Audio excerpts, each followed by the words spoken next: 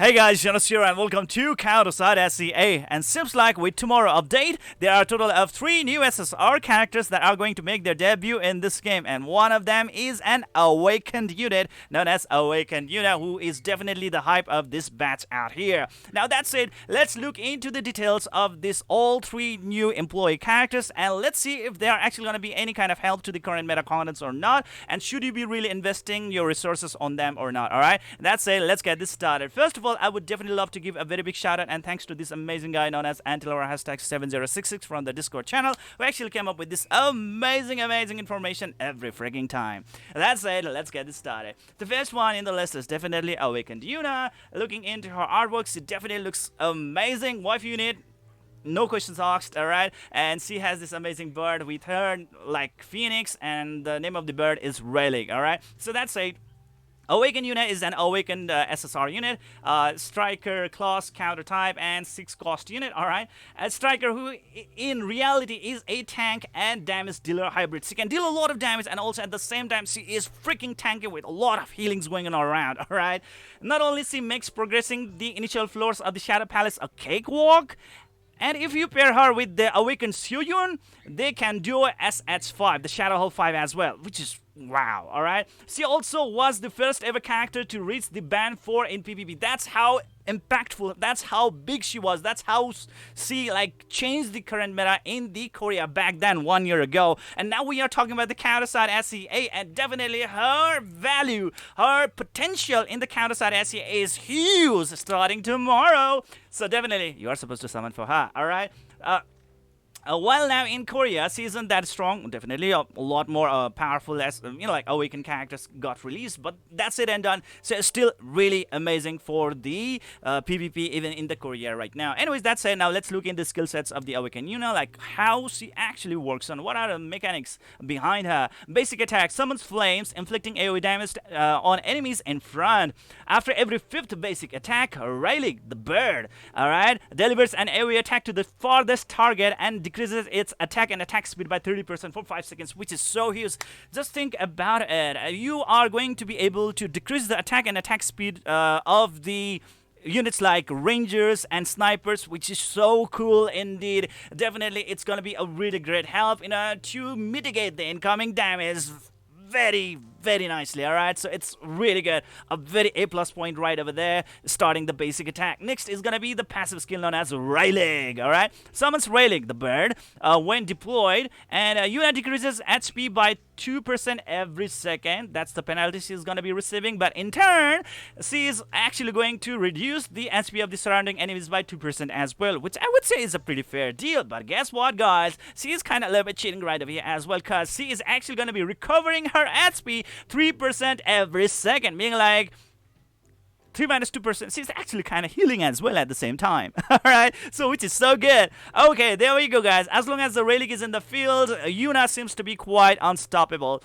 A Relic resurrects in 5 seconds with full HP once per summon. Okay, so there is the resurrection capacity or potential of the Relic as well, which is really great. So definitely this bird is really acting like a phoenix. And a skill level 5, if the Relic is dead, damage taken minus 50%, and a special ultimate skill HP restoration plus 50% for 5 seconds. Yes, you heard me right, guys. Her special and the ultimate skill can actually heal her HP, and that HP restoration can get a boost of 50% for 5 seconds out there, provided if the Relic actually dies. Alright, now that's it. Let's move into the next skill. That's going to be the Solar Flare that has a 20-second cooldown. Summons a massive column of the fire, inflicting AoE damage on and around the target. Targets lose their buff effects and can't receive new buffs for 6 seconds, which is really good, especially for the like that PvP contents or the gauntlet contents. It's really amazing indeed. Yuna also recovers 10% of HP if Relic is on the field. So with all these things combined, definitely she is out there to make sure that she is going to sustain a lot in the battlefield, and also at the same time she is actually going to dispel as well as to debuff the opponents out there right off the bat without any problem at all, which is just too good, guys. Alright, and she's actually reducing the damage taken as well. Damage taken minus 15% for 8 seconds when cost. Alright, damage taken minus 50% right over here as well in the passive over there. Like, that's a lot of damage taken reduction out there. So definitely she can actually act as a really great off tank Effect doubled if the relic is on the field. Wow. And now finally the ultimate skill Prominence, which has a 52-second cooldown, which I would say is pretty heavy. Concentrates and distorts the power of the sun, inflicting AoE damage and enemies in front. Recovers 20% of HP if the relic is on the field. There we go, guys. Recovery and also at the same time some really massive damage against the opponents. At the skill level 5, attack plus 15%. Whoa, wow. So more damage coming from the Yuna's, this awakened Yuna, alright? And effect is doubled if the relic is on the field. So there we go, guys. Oh my god. Wow. As long as you have relic on the field, our Yuna is actually going to be quite unstoppable indeed. Like improved recovery, I believe, right? And so much more, guys. And damage taken minus 15% and doubled if the relic is on the field. Like attack plus 15% and the effect is doubled if the relic is on the field, and so much more. Jesus Christ, this is great. This is great. Awakened Yuna is actually out there to sustain, like to remain in the battlefield while debuffing the opponents and also being able to deal some amazing damage to the opponents. All right. So PvE score 12 over 10. That's how good she really is. 12 over 10 is freaking insane. She's top tier on the most game modes, only exception being the raids and mixed Shadow Palace and the challenge mode a breeze once you get her, okay? So for the sake of the Shadow Palace and the challenge mode, please do get her right away because that is going to be a really great help for you guys, to grind the PvE content of this game. 12 over 10 is no joke. That's how good she is. That's how the Antillar, the author, is actually trying to put a lot of, is really stressing out how important this character really is out here. Korean PvP score, alright? I mean, like, as we kind of discussed a while ago, she reached band number 4 in PvP for the first ever time out there. Because that's how powerful she really is, alright? And, well, in counter-side SCA, she definitely has very big potential. So is she really worth pulling, and is she really future-proof? And the answer is freaking big ass, okay? Yes, yes, yes. She is really amazing. Alright, so Awakened Yuna, this is the time that you should be utilizing, you should be spending all the black tickets, or let's say the classified contract tickets that you had been saving so far in her right away tomorrow morning. And that's what I'm actually going to be doing tomorrow early morning. Anyways, now that's it. Let's move into the next unit, and that's going to be Harab. Okay, this waifu right over here, wow, I mean, like, it's really popping out. Anyways, Harab with only 3 cost, SSR unit, supporter class, and counter unit. She is out there to actually be a bane, a counter to the soldier meta, alright? If you have her in your team and then like you are fighting against the soldier meta, the opponent is actually gonna cry real bad. Why? Because like she is the one out there who actually heavily penalizes those opponents who has the cost of like 2. Alright, so right over here it says forcefully whips at the front area, inflicting AoE damage, confuses the summon units, and increase their attack by 30% for 10 seconds. Alright, so what is confusion? Confusion is something that will make or force the opponents to attack their own allies. Alright, so that is really great, isn't it? Alright, that's awesome. And also at the same time, she actually boosts their attack by 30%, so that like the damage will be maximum. Alright, in Gauntlet, this effect is also applied to the cost 2 or below units. Cost 2 or below units, cost 2 units, we have Kang So-young, we have got like old administrator, rifleman, shieldman, we have got Eins and Joy, and there are so many 2 cost units out there, right? Oh my god, this is freaking insane. Just think about it, imagine. Wow, that confusion is actually going to be a really big problem for the soldier metacons, man. It's just too good. At skill level 5, the cooldown minus 0.5 seconds for every basic attack. Whoa. Just think about it. She will be able to use her special skills very frequently, very now and then. And this is gonna be her bread and butter. And in addition, her ultimate skill is actually gonna be also helping because it also inflicts the confusion to the opponents. Whips and generates a strong wind, inflicting AoE damage on the enemies in front, increases the damage resistance by 20% for 12 seconds when cast.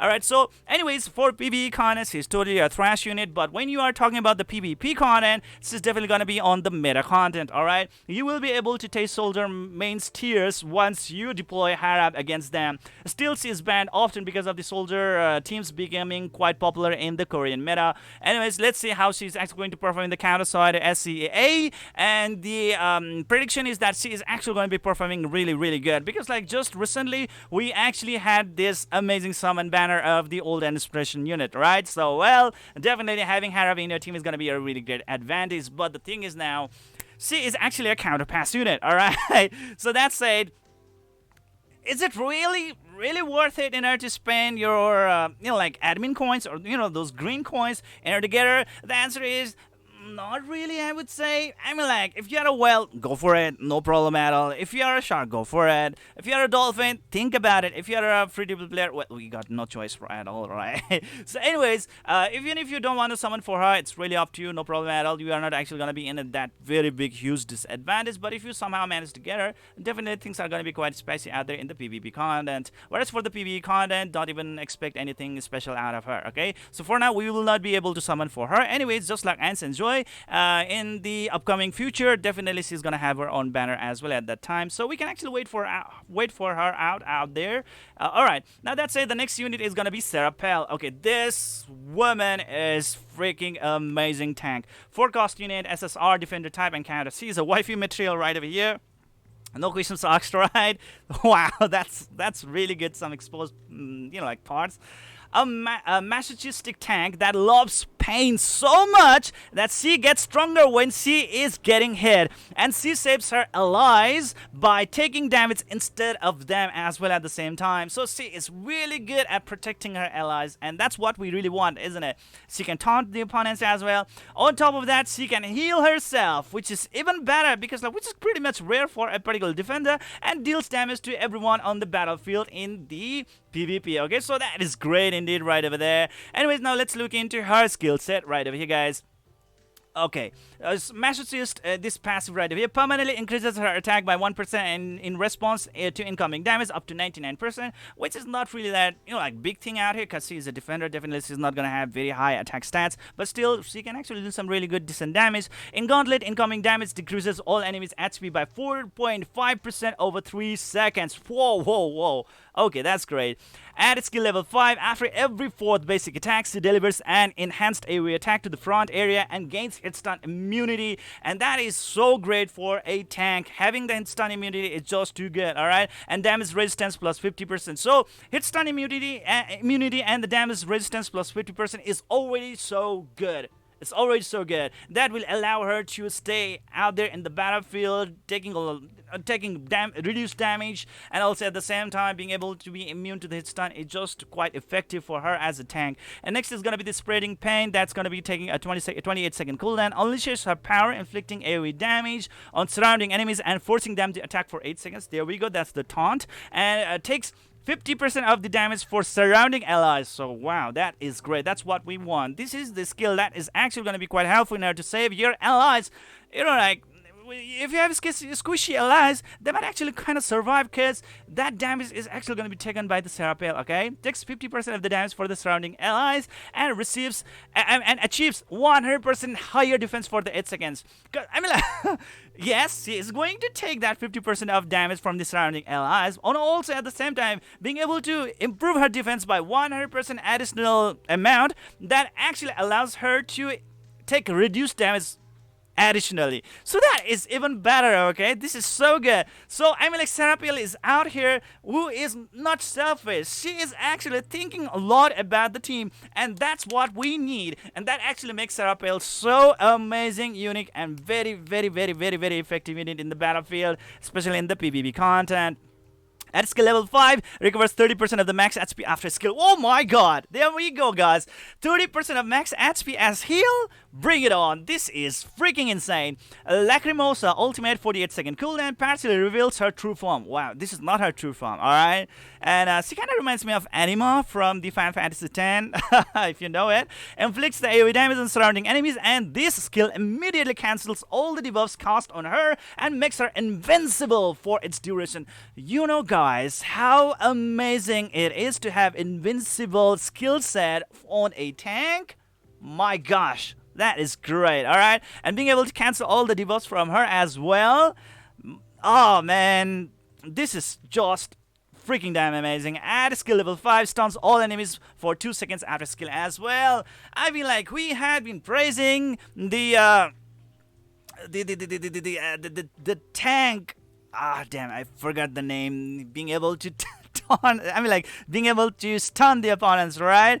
Yeah, and now we have got this Serapel right over here who can also stun the opponents. Like, stun all enemies for 2 freaking seconds, which is so good. Alright, if you can stun the opponents, it's already great. And being a tank, being able to stun the opponents, it actually buys a lot of time for your teammates so that they can actually recover and like do something really good against the opponent. So this is really great, guys. With all these skill sets combined, oh my god, our Serapel is a must-have unit. Alright, so if you have like really good amount of the employment contract tickets as of now, you can totally go for it, especially if you don't have Yumi, like Liyumi and the Awakened Hilde, okay? But if you already do have them, then well, you don't need to really worry that much. But if you don't have them and if you are a beginner, definitely Serapel is the one that you are supposed to go for. Alright, Korean PvE scored 10 over 10. She is used in most game modes in the Korea as the go-to tank thanks to the utilities she provides. Yes, with all those things being like taken in consideration,